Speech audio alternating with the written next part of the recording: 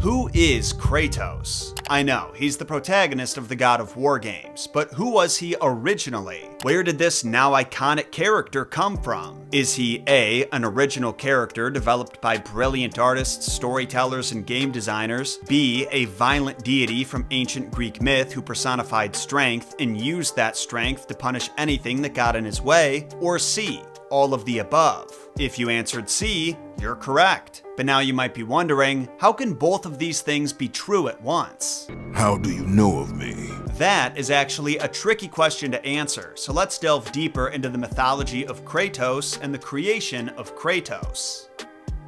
I can already tell this is going to be confusing, so I'll lay it out as simply as possible.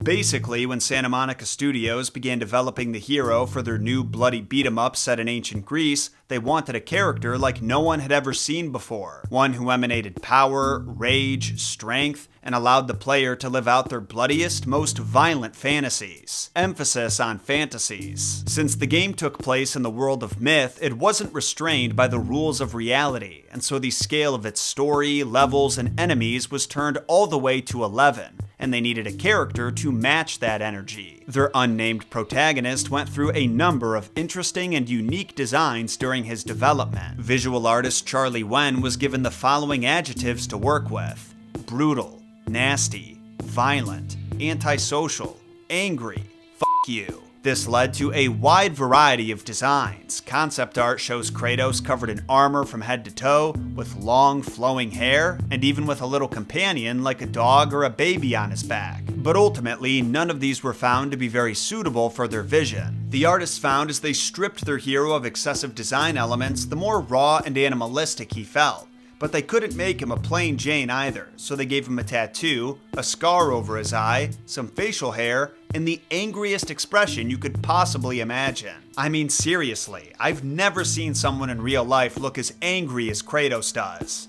Of course, I don't know anyone who was tricked by the gods into killing their family, so that's probably why. After his design and story were fleshed out, this character needed a name, and considering the quest he was about to embark on, which entailed not only killing the most feared mythological monstrosities, but also a literal god, they settled on the ancient Greek word for his most defining characteristic, Kratos, which translates to strength. What's funny about this is that the developers didn't realize that Kratos was also the name of the god who personified strength. And while his story is very different than game Kratos's, there is some overlap that you wouldn't expect. Before we dive into that though, I want to clarify two things. One, this is the messed up origins of Kratos, not the messed up origins of God of War. And what I mean by that is I won't be diving into every single myth that's referenced throughout the 6 games that are set in Greece and the 2 games that are set in the Nordic lands, because that would take hours. Also, I've talked about the Norse games a ton in my Norse mythology series, so if you want to learn more about the myths that inspired those, check out that playlist. If you guys want, I can do the origins of the individual games in standalone episodes, but today we're focusing on the Kratos character and comparing him to the Greek god of the same name. The other thing I want to mention is that because Kratos is such a minor character in myth, there is very little art of him, so I partnered with the incredible character artist Sarah Rodriguez to bring his story to life,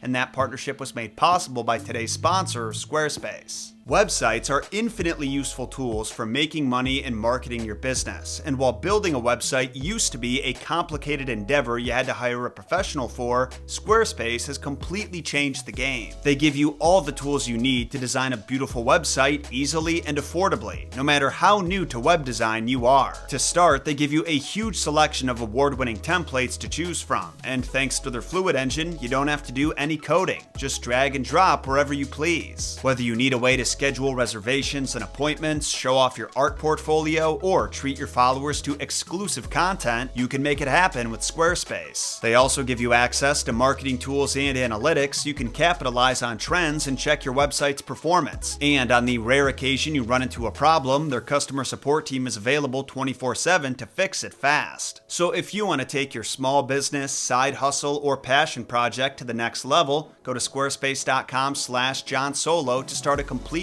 free trial. And when your site is ready for launch, use code JohnSolo to get 10% off your first purchase of a website or domain.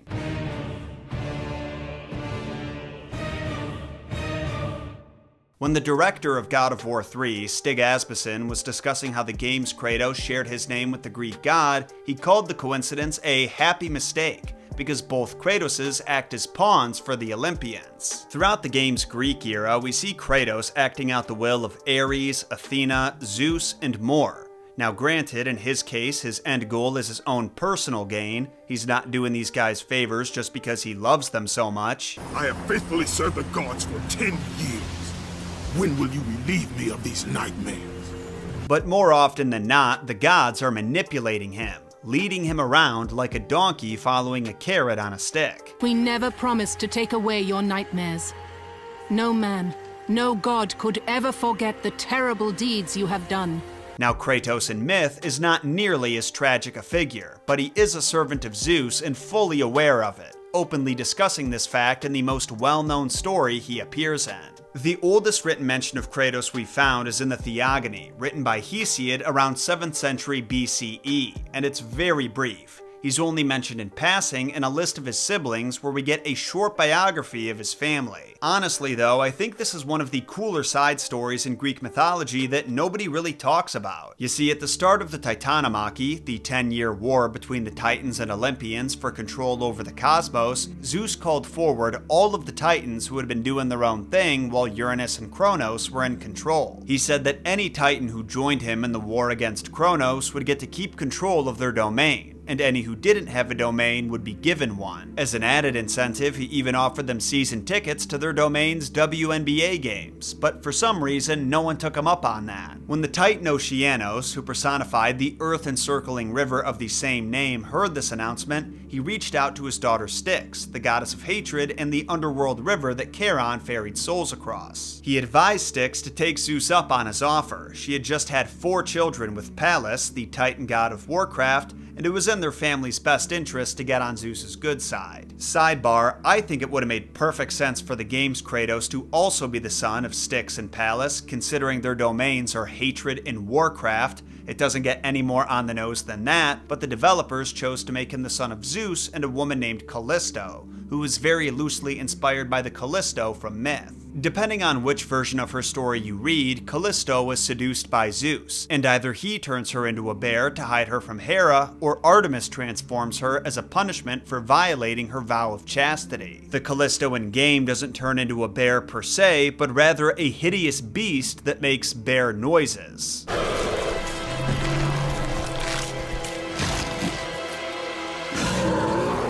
Now, Kratos does have some interactions with Styx in the game, but they're limited to him just swimming through her waters, and technically I think she's just a river in the game's universe and not a goddess. Anyway, back to the myth. Styx wasted no time acting on her father's advice. She packed up her children, Nike, Victory, Bia, Force, Zelius, Glory, and Kratos, Strength, brought them to Olympus, and swore her allegiance to Zeus, the true king of the cosmos. And Zeus was so grateful for her immediate support that he made it rain rewards on her. Not only did he create a law that all sacred oaths must be sworn in her name, he allowed she and her children to live in his house on Olympus, a detail I find kind of adorable. Just imagine being one of those kids and finding out you get to move out of the underworld and into Zeus's house. I'm not trying to flex, but I can kind of relate to it because I grew up in the middle of a cornfield on the outskirts of civilization, but through some family friend connections, I got to meet Jim Carrey a few times and even stay at his house for a weekend. Yes, I'm equating Jim Carrey to a Greek god. And no, I don't think that's overreaching. Also, to clarify, I have no connections with Jim now. I haven't seen him in almost 15 years and doubt I ever will again, which is a fact I'm still trying to cope with. But hey, don't cry because it's over, right? Smile, cause it happened. Anyway, with Kratos and his siblings being raised in close proximity to Zeus, they took on important roles in his retinue. I mean, you can imagine how beneficial it was for him to have strength, force, glory, and victory on his side during the war, but even after it ended, some believe he kept them close to him. In Plato's Protagoras, he describes Prometheus stealing fire from mankind and mentions that he avoided entering Zeus's citadel because, quote, the guards of Zeus are terrible, and while he doesn't list the guards by name, some experts theorize he's referring to Kratos and Bia. Not everyone agrees with this, but I believe the theory stems from Kratos and Bia's roles in a play called Prometheus Bound by Aeschylus, where they enforce Zeus's divine orders. In the play's opening scene, Kratos, Bia, and Hephaestus, the god of craftsmanship, are taking Prometheus to a remote location in the mountains where he'll be chained to a rock and have his liver devoured by an eagle. Daily. This was to be his punishment for stealing fire for mankind, something that Hephaestus didn't think warranted such a cruel fate, and he made his thoughts known to the group. Hephaestus laments over the suffering Prometheus will be enduring, mentioning how sharp the rock is and how cold it is up in the mountains, and Kratos berates him for his sympathy, saying that feeling all of this pity and guilt is a pointless waste of time if he's just going to follow Zeus's orders anyway. He says, "You fear the wrath of Zeus more than you fear the consequences of following his orders, and to stop wasting your labor at an unprofitable task," which is a line I can absolutely imagine the game's Kratos saying. As you can see, Myth Kratos' story may not have a lot in common with the game. I mean, in some cases, they're complete opposites. Like here we have Kratos encouraging the punishment of Prometheus, meanwhile in the game, he actually frees Prometheus. Granted, he kills him in the process, but that's what Prometheus wanted. However, as characters, they have similar attitudes and behave similarly. They both enforce the law of Olympus, although the game's Kratos eventually turns against them, and neither of them waste their time lamenting over fates they can't change. Some of you might argue that's all game Kratos does, because throughout the entirety of the Greek era, he's constantly talking about his past mistakes and regrets and the cruel life the fates have spun for him. By the gods, what have I become? But he is not just pointlessly whining about wanting to change the past. He simply wants his sins forgiven and for his guilt to go away, and is actively working toward achieving those goals. And if I am able to do this, to kill a god, then the visions, they will end? Then, when he realizes this isn't possible, he burns Olympus to the ground. Back to the myth, after Kratos bullies Hephaestus into doing what needs to be done, he gives him instructions to bind Prometheus in the most painful way possible. First, by nailing Prometheus's hands to the rock, then by driving a steel wedge through his chest, and finally by chaining his legs with unbreakable adamant to immobilize him. After this, all the characters exit the stage except Kratos, who mocks the Titan, saying he's unworthy of his name.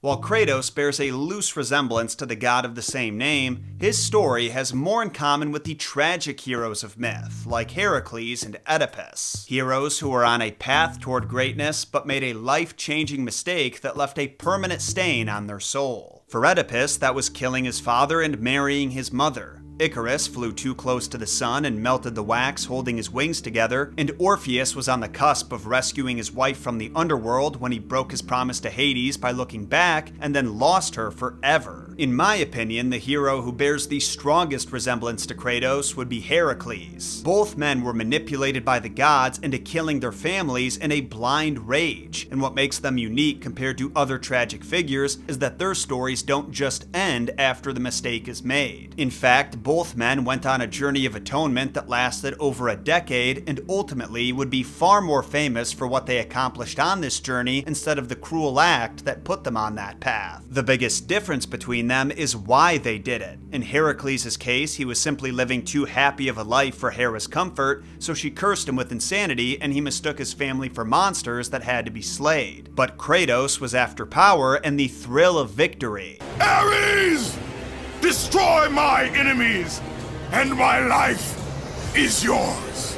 And his patron god Ares didn't want his family to hold him back from achieving greatness, so he ordered Kratos to attack the village that his wife and daughter were living in, going so far as to trick him into killing them himself. With your wife and child dead, nothing will hold you back. After this, their ashes would be forever embedded into his skin, lightening his complexion and earning him the epithet, the Ghost of Sparta. So now you know the messed up origins of Kratos, one of the greatest video game characters of all time. If you enjoyed this episode and learned yourself something, make sure to sacrifice those like and subscribe buttons to the gods and comment your thoughts down below. Did you know anything about Kratos and myth, or was this all new to you? And should I cover the origins of the God of War games? I'll see you all again next week with some more messed up Greek myths. Until then, my name is John Solo, and remember, John shot first.